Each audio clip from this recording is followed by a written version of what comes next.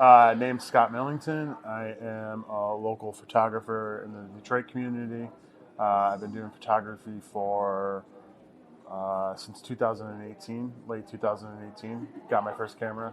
I've been doing photography since. Yeah, so I bought my first camera in 2018. Um, Something that I've always been interested in as photography, just being creative. That was kind of stemmed from sports trading cards, magazines, wrestling, TV shows, movie shows, all these creative atmospheres.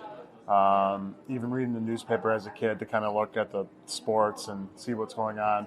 And then as the internet came up, seeing these really cool photos. So I wanted to buy a camera. And then now I'm taking moments and capturing cool things that are happening in Detroit, if it's with friends or some events along the lines of that. I just want to play a part in documenting my life and other people's lives and what's going on around the area. Yeah, it took for a long time to kind of figure out my voice. Um, it didn't really click until I was at an event in Detroit documenting it, and someone mentioned, you did a really good job of documenting that event. It was not my plan to document it. It was more kind of just take the photos and that aspect like that. That really stuck with me. And then to describe my style, I like to capture moments. I like my photos to provide a story. That is my form of creative where I can tell stories based off of those photos. I'm not a huge writer. So having the photos, what do they say? A photos, 1,000 words. So if I could put a couple photos together, I can write basically I have a whole paragraphs of photos. Am I good at it? Yes, the answer is yes. That actually was like the first thing in life where I acknowledged I was good at it. A lot of people have always said, "Oh, you're good at that, good at this," and didn't really believe it. But this is the first time where I can actually believe that I was really good at doing photos. Confidence is so important, especially if you're documenting events. And you have a bigger camera like that. You are putting a camera in someone's face. Especially the way I like to take my photos. I do not want people to act differently because there's a camera around there. So you have to be pretty sly with it, and you have to be confident. But I'd also like if you're taking photos with someone and they're not confident. If you start to show you're not confident, then that also goes along the lines of that too. So then they're not going to feel confident in that. So confidence is super important.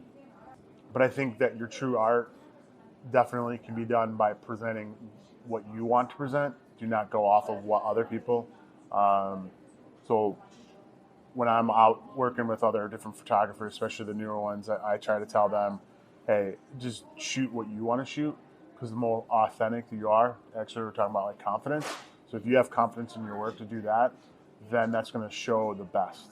To me, there's, as I mentioned, all my interest. I have a wide variety of interest when it comes to activities and things that really kind of catch my eye. If it's sports, if it's wrestling, if it's TV, if it's movies, if it's music videos, all these different other art forms, even kind of looking at like paintings. And you can kind of take that atmosphere on that, and then you can kind of bring it in and bring in your own. There's so many other different creative fields, if it's cooking or all these different things like that, and you kind of take what you learn.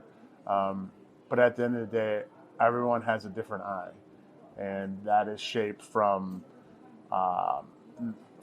what you do, where you grew up, if you went to college, if you did a lot of traveling, if you got away from your nest, from where you grew up, your activities, people you hang out with, that all kind of shapes your eye. And there's no same eye as you out there. So that's why I always say people just present how you're seeing things like that. Don't go off of other people. I've been guilty of that, and I think it's more trying to figure that out. If it's I'll bring an example. I was trying to edit food photography when I first started doing that. I'm sorry. When I first attempted to do food photography, I don't do it. But I was editing it as someone would edit like a model photo, and that's not correct. And then I've also learned that I'm not interested in taking the photo of the pizza itself, but I rather have people eating the pizza, people making the pizza, because to me the story is what goes into the pizza, the love for that, or the love of eating the pizza. That's the story, not just the pizza itself. And that can be for any other type of thing. So when I say moments, I want the authentic moment happening. So we have the event is going to be at Brewery Faison. It is located in the neighborhood of Island View inside of Detroit. It is going to be March 2nd, which is a Saturday. It's going to be from 6 to 9. I am doing it with my friend Javi. I'm calling it a dual solo show. So we have 2 individual shows happening at the same time. I am focusing on a very interesting theme that I would have not thought about doing. I'm doing photos of birds, and they're not your traditional nature birds or anything like that. They're birds within their own element. I have photos from my first time actually going out and really trying photography, and that's when I bought my camera to go to San Francisco. I have 3 photos from that adventure. All the way up to, I think my last photo I took was in the show was either October or November. So it's a wide variety. I have a couple from a trip to New York, which was extremely focused on only for doing photography and kind of exploring the city like that. And then I have some from my series doing cameras and coffee with my guest. So it's really kind of cool to have these 15 different photos kind of represent a journey when it comes to photography, but also a journey in life. Later on, after this theme of birds was suggested from a friend as a joke, I looked up all my photos and through Google Photos and kind of typed it up, and like I really have a very wide variety of choices to make birds. I think I selected about 40 or 50 different photos I wanted to kind of go from, and I was able to narrow it down to 15. But as I mentioned, it's a journey of photography, but it was also a journey of life, kind of figuring out yourself. The cool thing with birds is that they go to different spots and they're super free to go from one place to one. And as an individual that is going out to all these different things in Detroit, have different groups of friends, different things like that, I like to go from one place to the next, and I like to feel free and feel comfortable to being in those spots. So that meaning was kind of figured out after I selected all these photos. I just kind of want to feel free and comfortable with yourself in different spots, kind of like what the birds are. So, you get to kind of see a cool spotlight of a different style of photography.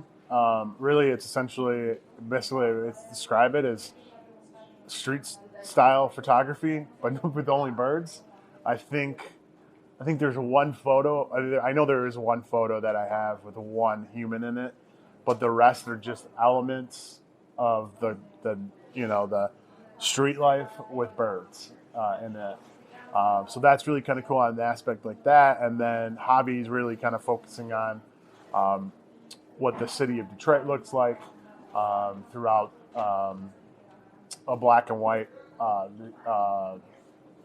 lens put on that, basically, of what Detroit looks like.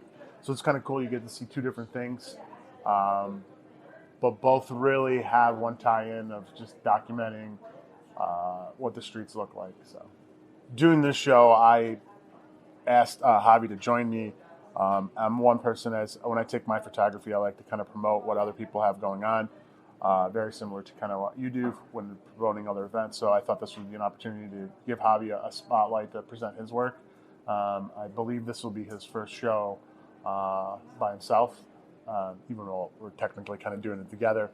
But then I have a friend that's going to be DJing for us, so we kind of give him a spotlight, putting on like that. So for me, it's putting other people's spotlights on that too. So, I'm a people connector. I use my camera as my passport to meet people, and then I like to kind of connect other different people like that too. So having that camera with me, and as I actually have it tattooed on me now, so I can never not have a camera with me.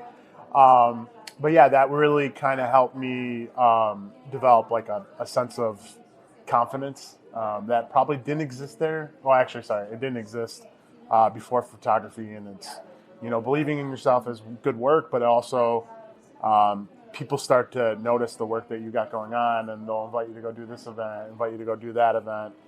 Been very thankful for the opportunities I've had from 2023 and my whole career of doing photography, from shooting SummerSlam last year. It was a dream. I did opening day for the Tigers.